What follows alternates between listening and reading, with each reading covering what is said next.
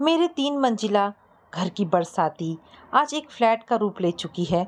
ये वही छत है जिस पर मैंने अपना बोनसाई के छोटे छोटे पौधे से पूरा बगीचा बनाने की योजना कर रही थी, पर कभी बनाया नहीं था। मैं वहाँ किसी को पाँव नहीं रखने देती थी, इसलिए कि यह अपनी सुंदरता ना खो बैठे। आज उसी के एक तरफ मैंने एक छोटा सा फ्लैट, इसको मैंने खुद पास खड़े होकर बनवाया है। सरला से मैंने कितनी बार पूछा था, सरला तू भी तो कुछ बता, इसमें कोई और काम करवाना हो तो, वरना जब कारीगर लोग चले जाएंगे तो कुछ भी नहीं हो सकेगा। बस मैडम, बहुत हो गया। कहाँ हम लोग झुप्पी झोपड़ी में खस्ता हाल जीवन जीने वाले, और कहाँ अपने अपने घर की छत पर मेरे लिए एक कमरा बनवा दिया। वो हाथ जोड़कर बोली थी। हाथ मत जोड़ा कर सरला, मैंने कितनी बार कहा है। ये तो मेरे लिए खुशी की बात है कि तुझ जैसी नेक, रहम दिल, समझदार साथी मुझे मिली। नरक तो मैं भुगत रही थी, अगर तू मेरी जिंदगी में न आती तो ये महकी हुई बहारें मेरे जीवन में कहाँ से आती। मैंने सरला के हाथ पकड़ लिए थे। आप तो मुझे शर्मिंदा करती हैं मेम साहब, मैंने ऐसे क्या किया है आपके लिए। बाकी सब बात छोड़िए, इन हाथों से आपकी सेवा तक नहीं कर पाई। सरला नतमस्तक हो गई थी। तू कभी नहीं जान सकेगी सरला कि तूने मेरे लिए क्या किया है, और जब जान जाएगी तो उसे छोटी सी बात कहकर तू उसका महत्व कम कर देगी। बस अब तो यही वादा कर कि तू मुझे छोड़कर कहीं नहीं जाएगी। मेरी बात को गलत मत समझना सरला, तू अपने फर्ज को पूरी तरह निभाएगी, उसके लिए तू आज़ाद है। अब तो मैं भी तेरे साथ हूँ ना। मैंने हंसते हुए उसके कंधे पर हाथ रख दिया था। मेरी दुनिया में और है ही कौन मेम साहब, न बाल बच्चा, न पति, न मायका, न ससुराल। किसी की झोपड़ी में किराया देकर रहती थी, सारे दिन की मेहनत मजदूरी करके वापस आकर वहां पड़ जाती थी। बस इसी तरह जिंदगी की गाड़ी खींच रही थी, ना जाने कैसे आपके पांव तक पहुंच गई। अब आपके कदमों में प्राण निकल जाए, बस यही इच्छा है। 4 कंधे कफन तो मिल जाएगा। झुग्गी झोपड़ी में मरती तो पास पड़ोस वाले पुलिस की गाड़ी में मेरी लाश हॉस्पिटल में चीर फाड़ के लिए भेज देते। जिन्हें एक समय का पेट भर खाना भी नसीब नहीं होता, वे कहाँ से मेरे लिए लकड़ी का जुगाड़ करते। सरला की आंखें भर आई थी। 20 साल पहले मेरी खुद की शादी हुई थी। अच्छे खाते पीते परिवार में डोली से जब उतरी थी तो अपने आप से ही स्वयं ईर्ष्या करने लग गई थी। माँ पिताजी की खुशी का ठिकाना नहीं था। उन्होंने कभी सपने में भी नहीं सोचा होगा कि उनकी बेटी इस तरह राज रानी बन जाएगी। जैसे ही मैंने बीए पूरा किया, पिताजी ने आगे पढ़ने से इनकार कर दिया था। मैंने नौकरी के लिए हाथ पांव मारने शुरू कर दिए थे, ताकि घर के खर्चों में हाथ बटा सकूं। वह किसी भी तरह का काम करने को तैयार थी मैं, भले ही वो ट्यूशन हो या कोई और छोटा मोटा काम। जैसे ही पता चलता कि इस जगह काम मिल सकता है, वहाँ जाकर हाथ पसार कर खड़ी हो जाती। कितने ही दिन ठोकरे खाने के बाद जब सफलता मिली तो ऐसे रूप में कि नौकरी तो मिली ही, बाद में पति भी मिल गया। एक दिन मेरे पिताजी ने ही कहा था, हमारे कंपनी के संचालक के कोई रिश्तेदार हैं, उनका अपना बिजनेस है, उन्हें एक कंप्यूटर ऑपरेटर की ज़रूरत है। तू तो कंप्यूटर भी सीख रही है बेटी। मैंने उनसे आग्रह तो किया है, अगर वे सिफारिश कर देंगे तो शायद यह जॉब तुम्हें मिल जाए। तुम ऑफिस में काम कर सकोगी। हाँ पिताजी, जरूर करूँगी, मैंने बड़े विश्वास से कहा। साहब ने पत्र दे दिया था। जब उस कंपनी के मालिक ने उस पत्र को पढ़ा था तो मुझे सिर से लेकर पांव तक गौर से देखा था, जैसे मुझे तौला जा रहा हो। इतनी छोटी उम्र में मैं क्या जॉब कर सकूंगी। जाने वह कैसी नज़र थी जिसे मैं बर्दाश्त नहीं कर पा रही थी, और मेरी आंखें जमीन की ओर झुकती ही चली गई थी। तभी मेरे कानों में उनकी गंभीर आवाज़ पड़ी थी। बहुत ज़रूरत है इस जॉब की। जी हाँ, मैंने डरते डरते कहा था। घर में और कौन है कमाने वाला। केवल मेरे पिताजी। हम 4 भाई बहन हैं, सबसे बड़ी मैं ही हूँ। पिताजी की तनख्वाह से घर का पूरा खर्चा नहीं चलता, इसीलिए मेरी पढ़ाई भी रुक गई है। आप मुझे ये जॉब दे देंगे तो पिताजी की बहुत मदद हो जाएगी। मेरी आवाज़ डर के मारे कांप रही थी। तुम जानती हो, यहाँ देर तक काम होता है, इसीलिए ज़्यादा पुरुष हैं। इतने पुरुषों में काम कर सकोगी। देर हो जाने पर डरोगी तो नहीं। जी नहीं, इंसान अपने चरित्र पर दृढ़ रहे, कर्तव्य का बोझ कंधों पर हो, तो उसे किसी से भय नहीं लगता। मैं आपसे वादा करती हूँ कि मैं आपका काम लगन और ईमानदारी से करूँगी। आपको मुझे कभी कोई शिकायत नहीं होगी। मैंने दृढ़ता से जवाब दिया था। ठीक है, तुम कल से आ सकती हो। और उन्होंने अपने नीचे ही काम कर रहे एक कर्मचारी को बुलाकर कहा था, ये अनुराधा है, कल से इनकी टेबल इसी कमरे के बाहर करनी होगी। मुझे पूरी उम्मीद है यह मेरा काम संभाल लेंगी। मुझे वह जॉब मिल गई थी। आमतौर पर मैं सलवार सूट या कुर्ती या लेगिंग्स पहनती थी। एक दिन टॉप व जीन्स पहनकर आ गई थी, तो उन्होंने ये कहकर मुझे ऑफिस से वापस भेज दिया। ऐसा कपड़े पहनकर आया करो जिसमें गंभीर और शालीन नजर आओ। ऐसे नहीं हो कि सब लोगों के लिए तुम प्रदर्शनी बन जाओ। साहब, मेरे पास एक कुर्ती लेगिंग सी थी, वही छोटी बहन पहनकर अपने कॉलेज चली गई। सलवार सूट के दोनों जोड़े धुलने के लिए रखे थे, इसीलिए मैंने घबरा कर कह गई थी, जाओ कैशियर से एडवांस ले लो और एक और ड्रेस खरीद लो। मुझे उम्मीद है भविष्य में तुम हर बात का ध्यान रखोगी। मुझे सस्तापन बिल्कुल पसंद नहीं। और मुझे एडवांस देने के लिए उन्होंने कैशियर को टेलीफोन कर दिया था। फिर मैंने उन्हें कभी शिकायत का कोई मौका नहीं दिया था। मैं बड़ी लगन और मेहनत से काम करती थी। वे मेरा काम देखते और मुस्कुरा देते, इससे मेरा उत्साह बढ़ जाता। उनका नाम मिस्टर राजीव था। वे मेरे काम से इतने खुश थे कि अब वे कई कामों में मेरी सलाह भी ले लेते थे। उनके मोबाइल का नंबर सेव रहता था मेरे दिल में। घर में एक ही मोबाइल था जिसे सब इस्तेमाल करते थे। हमारे बीच चुप्पी की वह दीवार ना जाने कब गिर गई थी, जो एक कर्मचारी और मालिक के बीच होती है। कई बार वे हंसकर कहते, अनुराधा तुम तो अब मेरी सलाहकार हो गई हो। और सलाहकार अच्छे दोस्त भी होते हैं। मेरे सुख दुख और ज़रूरत का वे हमेशा ध्यान रखते थे। एक दो बार मुझे वे अपने घर भी ले गए थे। वहाँ उनकी माँ का मुझे भरपूर प्यार मिला था। वे शुगर और रक्तचाप की मरीज थी, लेकिन बहुत हंसमुख स्वभाव की थी और ये महसूस ही नहीं होने देती थी कि वे बीमार हैं। राजीव जी ने कभी ऐसी कोई हरकत नहीं की थी जिससे मेरे दिल को ठेस लगे, कोई मर्यादा भंग हो या हम किसी के मजाक का पात्र बने। एक दिन मेरी तबीयत बहुत ख़राब थी। ऑफिस का काम निपटाना ज़रूरी था, इसलिए मैं चली गई थी।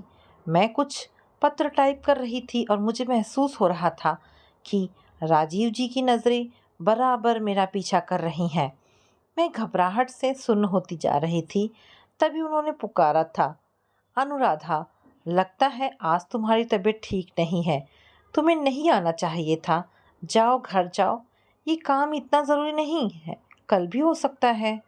बस सर, थोड़ा काम और रह गया है, फिर चली जाऊंगी।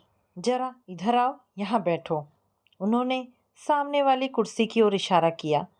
मेरे बैठने पर पहले तो वे कुछ देर चुप रहे, लेकिन थोड़ी देर बाद सधे स्वर में बोले थे, बहुत दिनों से मैं तुम्हें एक बात कहने की सोच रहा था।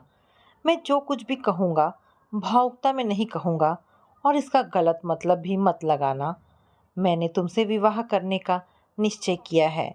तुमसे हाँ या ना मैं जवाब नहीं चाहता। बात तुम्हारे पिताजी से होगी। केवल अपना परिचय देना चाहता था ताकि तुम उस पर गौर से सोच सको और जब तुम्हारे पिताजी तुमसे शादी के बारे में बात करें तो अपना निर्णय दे सको। ये तो तुमने देख ही लिया है, मेरा बिजनेस है और परिवार के नाम पर सिर्फ मेरी माँ है। माँ को भी तुमने देखा है, बीमार रहती हैं। तुम सोच रही होगी कि मैंने अभी तक विवाह क्यों नहीं किया। मैं चाहता था मुझे ऐसी लड़की मिले जो विनम्र हो, कर्तव्यनिष्ठ हो, जिसमें हर काम कर गुजरने की लगन हो, जो विवेकशील हो। तब विवाह करूँगा। कभी यह इच्छा नहीं हुई कि अमीर घराने की लड़की मिले। इतना तो हमारे पास है ही कि सारी उम्र किसी के आगे हाथ पसारने की ज़रूरत नहीं। इतने दिनों में मैंने तुम्हें बहुत परखा है। मैं जान गया हूँ तुम ही वह लड़की हो जिसकी मुझे चाह थी। तुम्हारे साथ विवाह मैं किसी दयावश में नहीं कर रहा हूँ। मुझे तुम्हारी आवश्यकता है। मैं तुम्हारे पिताजी से जल्दी ही बात करूँगा, हाँ या ना, का निर्णय तुम्हें करना है और उसके लिए तुम आज़ाद हो। पिताजी से उन्होंने बाद में बात की थी। मैंने पहले ही सब कुछ बता दिया था, क्योंकि मैं पिताजी से कभी कोई बात नहीं छिपाती थी। पिताजी ने उनकी उम्र का प्रश्न उठाया था, लेकिन माँ ने यही कहा था, उम्र तो गौड़ बात है, जीना मरना किसी के हाथ में थोड़े ही है। जब राजीव ने पिताजी से बात की तो पिताजी ने बस यही कहा था, मेरी परिस्थिति से तो आप परिचित हैं, इसके बाद भी आप अनुराधा का हाथ थामना चाहते हैं तो मुझे कोई एतराज़ नहीं है। कौन सा माँ बाप अपनी बेटी को सुखी नहीं देखना चाहता। हमारी शादी हो गई थी, 1 साल कैसे निकल गया पता ही नहीं लगा। मैंने घर की सारी जिम्मेदारियां संभाल ली। राजीव और माँ मेरे व्यवहार से बहुत खुश थे। मेरे पिताजी हमेशा कहते, बेटी तू बड़े घर ब्याही गई है, लेकिन अपने पिता की स्थिति को मत भूलना। पुराने दिन याद रहे तो इंसान भटकन से बचा रहता है। अपने कर्तव्य के प्रति जागरूक रहेगी तो सबसे प्यार और सम्मान मिलता रहेगा। मेरा पहला बेटा जब हुआ था तब तो सब ठीक था, लेकिन दूसरी बेटी के पैदा होने पर ना जाने मुझे क्या हो गया था कि मैं बीमार रहने लग गई थी। तबीयत की वजह से मेरा किसी भी काम में मन नहीं लगता था। राजीव के और माँ के जिस काम को करने से मुझे बहुत खुशी मिलती थी, अब मैं उससे भी कतराने लगी थी। कभी राजीव कहते, ये तुम्हें क्या होता जा रहा है अनुराधा, तुम पहले तो ऐसे नहीं थी। तो बजाय सीधी बात करने के मैं चिढ़ जाती थी। कितने ही डॉक्टरों को दिखाया गया, सबका एक ही जवाब होता, शरीर तो बिल्कुल स्वस्थ है, कोई बीमारी नज़र ही नहीं आती, क्या इलाज किया जाए। हाँ, इन्हें अपने आप को बिजी रखना चाहिए। जब यही बात राजीव मुझसे कहते तो मैं बिगड़ उठती। मैं और कैसे बिजी रहूं? जितना काम हो सकता है करती हूँ। तुम सोचते हो मैं झूठ बोलती हूँ? तुम्हारे पास तो इतना भी समय नहीं जो आराम से पल भर मेरे पास बैठकर मेरा सुख दुख जान सको। तुम क्या चाहती हो? ऑफिस का काम छोड़कर तुम्हारे दुख में आंसू बहाया करूं? पहले क्या मैं सारा दिन तुम्हारे पास बैठा करता था, जो अब तुम्हें शिकायत है कि मैं बैठता नहीं? मेरे लिए मेरा काम पहला फर्ज है, बाकी सब कुछ बाद में।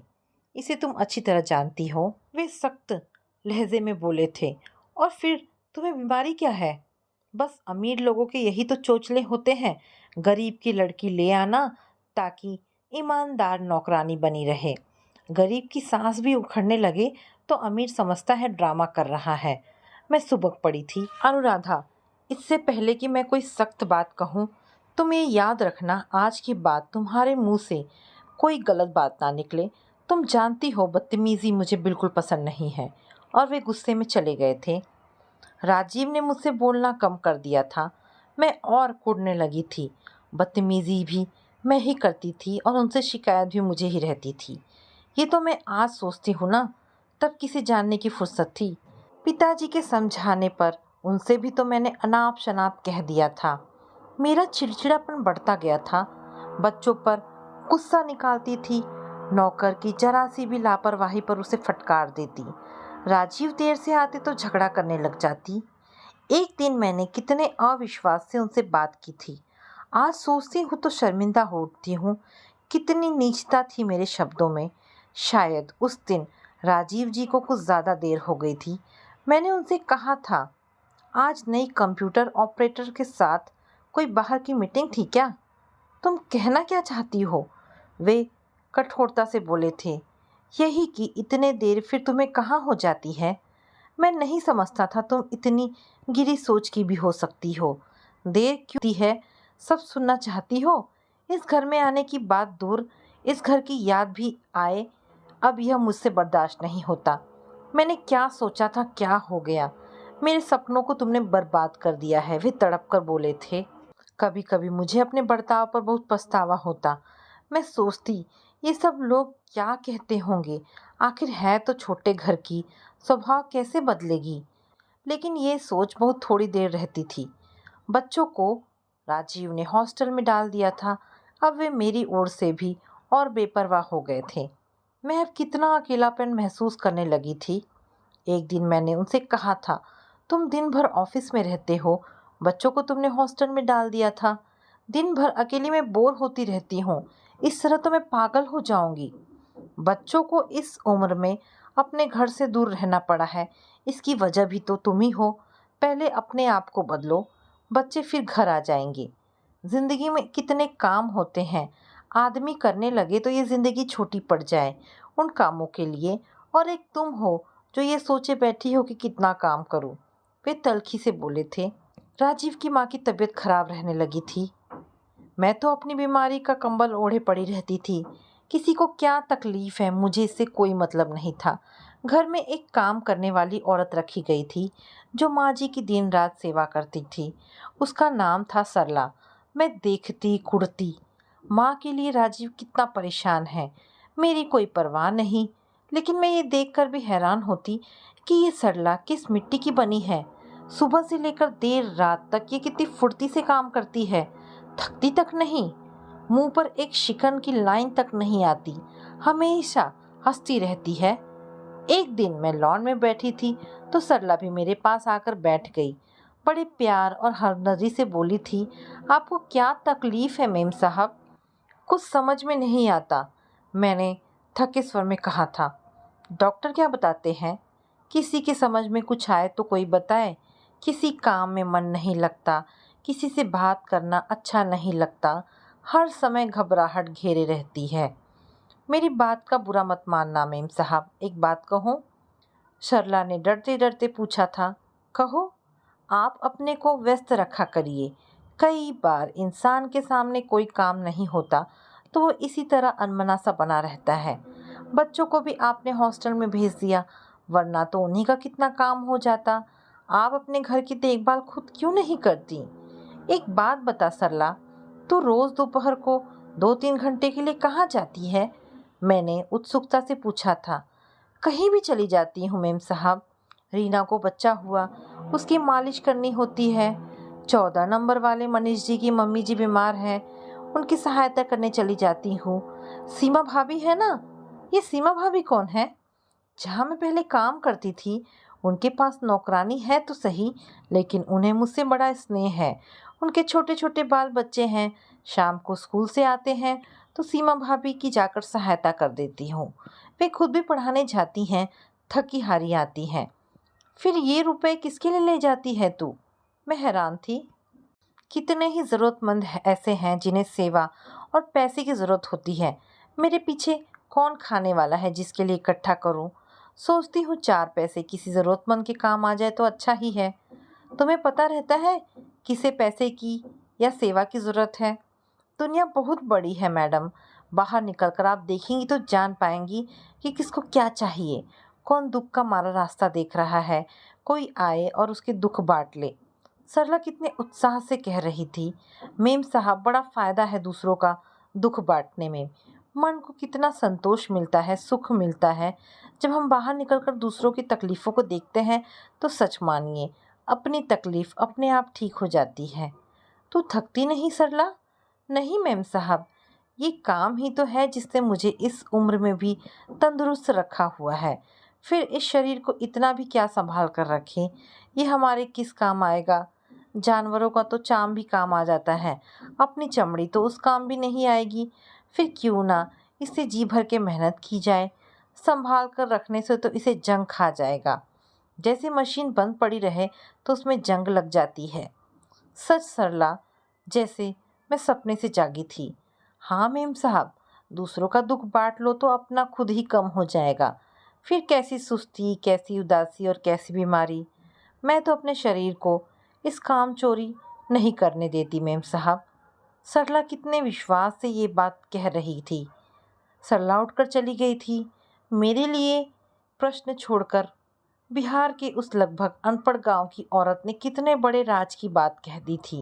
उसकी बातें मुझे कहीं अंदर तक चीरती हुई निकल गई थी। ये सरला जिसके पास मुट्ठी भर पूंजी है, उसे बांटकर कितने सुख संतोष का अनुभव करती है। दूसरों की सेवा में इसे कितना आनंद मिलता है। मैं अपने शरीर के लिए ही चिंतित हूँ। मैं क्या किसी के लिए कुछ नहीं कर सकती? अब मैं किसी निश्चय पर पहुँच चुकी थी।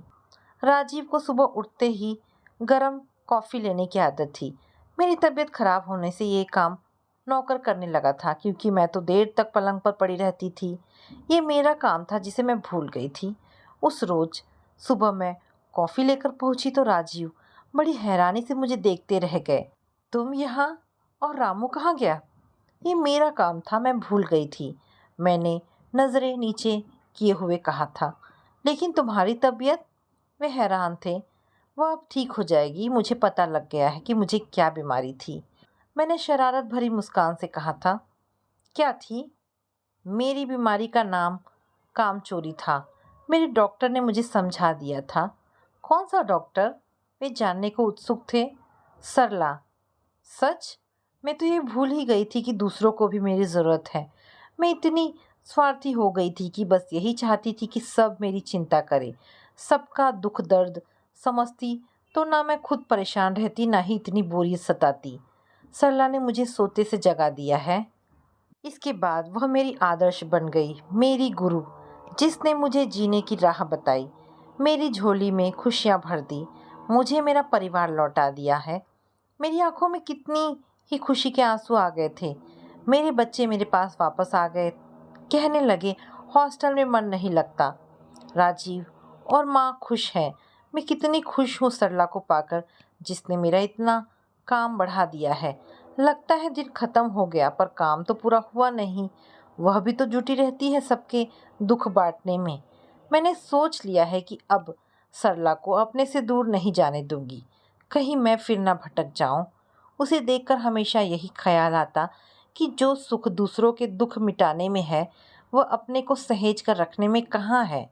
हम दूसरों का दुख कम करेंगे तो हमारा दुख अपने आप ही कम हो जाएगा। तो दोस्तों, ये कहानी यहाँ पर समाप्त होती है। आशा करती हूँ कहानी पसंद आई होगी। अगर कहानी पसंद आई है तो प्लीज़ इसे लाइक एंड शेयर करें। दोस्तों, ऐसी ढेरों पारिवारिक और शिक्षाप्रद कहानी सुनने के लिए मेरे चैनल को प्लीज़ सब्सक्राइब करें। धन्यवाद दोस्तों।